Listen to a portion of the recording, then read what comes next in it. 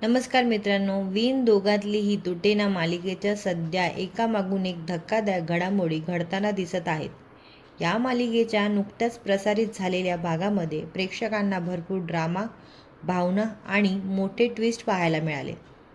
भागाच्या सुरुवातीला समर राजवाडे स्वानंदीला सरप्राईज देण्यासाठी अचानक घरी परततो. मात्र घरात आल्यानंतर त्याला वातावरण काहीसं वेगळंच जाणवतं. त्यामुळे समर सगळ्यांना विचारतो की नेमकं काय झालं आहे. घरातील प्रत्येकाच्या चेहऱ्यावर तणाव दिसत असतो. तेवढ्यात त्याचं लक्ष सुष्मिताच्या गळ्यातील मंगळसूत्राकडे जातं.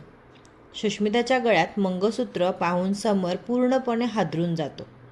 तो त्याला विचारतो, हे काय, तुझं लग्न कधी झालं? त्यावर सुष्मिता शांतपणे सांगते की तिचं लग्न झालं आहे. हे ऐकता समर आणखी आश्चर्यचकित होतो आणि तिच्या नवऱ्याच्या भेटण्याची इच्छा व्यक्त करतो.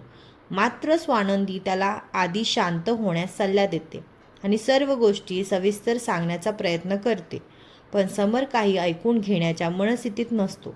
अखेर स्वानंदी त्याला सत्य सांगते की सुष्मिताचं अंशुमनसोबत लग्न केलं आहे. हे ऐकताच समरच्या पायाखालची जमीन सरकते. कारण चिंगीच्या आयुष्यात जे काही घडत होतं ते त्याला माहीत असतं. चिंगीच्या पोटात अंशुमनचं बाळ होतं. त्यामुळे अंशुमनचं सुष्मिताशी लग्न केल्याचं समरला अजिबात मान्य नसतं.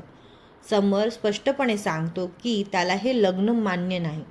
मात्र घरातील इतर सदस्य त्याला समजवण्याचा प्रयत्न करतात की आता हे लग्न झालं आहे, त्यामुळे परिस्थिती स्वीकारण्याशिवाय दुसरा पर्याय नाही. याच दरम्यान सुष्मिता समरशी उद्धटपणे बोलू लागते.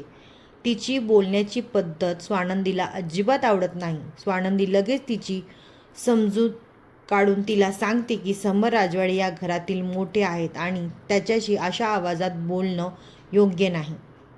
त्याचनंतर अर्पिता समरवर आरोप करते की तो नेहमीच इतरांच्या आयुष्यात हस्तक्षेप करत असतो. मात्र समर स्वानंदीशी बाजू घेत अर्पिताला स्पष्ट शब्दात सांगतो की स्वानंदी त्याची पत्नी आहे, बायको आहे आणि तिचा अपमान हा सहन होणार नाही या घरात. यानंतर समर आणि स्वानंदी एकांतात बोलताना समर चिंगीबद्दल विचारतो. तेव्हा स्वानंदी त्याला आणखी एक धक्कादायक सत्य सांगते.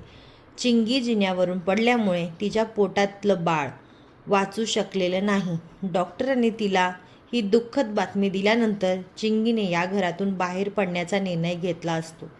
तिला पुढचं शिक्षण पूर्ण करायचं असतं आणि तिच्या स्वतःच्या पायावर उभं राहण्याची ती इच्छा व्यक्त करते. म्हणूनच स्वानंदी निकिताशी संपर्क करते आणि चिंगीला निकिताच्या घरी राहण्यासाठी व्यवस्था करून देते. अखेर चिंगी हे घर सोडून नवीन आयुष्याची सुरुवात करण्यासाठी निघून जाते. मात्र या सगळ्या घडामोडी संपत नाहीत. रात्री सर्वजण झोपलेले असताना अचानक घरातील लाईट्स बंद होतात. त्याच वेळी सुष्मिता मोठमोठ्याने टाळ वाजवत सगळ्यांना उठवते. सर्वजण घाबरून हॉलमध्ये जमा होतात. तेव्हा सुष्मिता जाहीर करते की तिचं लग्न झालं आहे. आता तिला तिच्या लग्नाचं रिसेप्शन हवं आहे. सर्व समाजाला आपण राजवाडे घराण्याची सून आहोत हे कळलं पाहिजे अशी तिची इच्छा असते. इतकंच नाही तर ती स्पष्ट धमकी देते की तिचं रिसेप्शन झालं नाही तर केलं नाही तर ती अन्न पाणीचं सोडून देणार. अखेर तिच्या हट्टामुळे घरच्यांना माघार घ्यावी लागते आणि साध्या पद्धतीचं रिसेप्शन करण्याचा निर्णय घेतला जातो. दुसरीकडे अंशुमन मात्र सुष्मिताच्या सततच्या बडबडीमुळे त्रस्त झालेला दिसतोय. तो आपल्या आईजवळ जाऊन याबद्दल नाराजी व्यक्त करतो. मात्र तिची आई आणि त्याला समजवत असते की सुष्मिता त्याची पत्नी आहे, बायको आहे. काही दिवस तरी त्याला सगळं सहन करावंच लागणार आहे. आता येणाऱ्या भागामध्ये सुष्मिता आणि अंशुमनच्या रिसेप्शनमध्ये कोणता नवा ट्विस्ट येणार, समर आणि स्वानंदी पुढे काय निर्णय घेणार आणि राजवाडे कुटुंबामध्ये आणखी कोणती वादळं येणार आहेत नवीन, हे पाहण्यासाठी चॅनलला सबस्क्राईब करा आणि लाईक करा. आणि पुढचा रिव्ह्यू देणार आहे तर तुम्ही बेल आयकनला दाबायला विसरू नका. थँक्यू.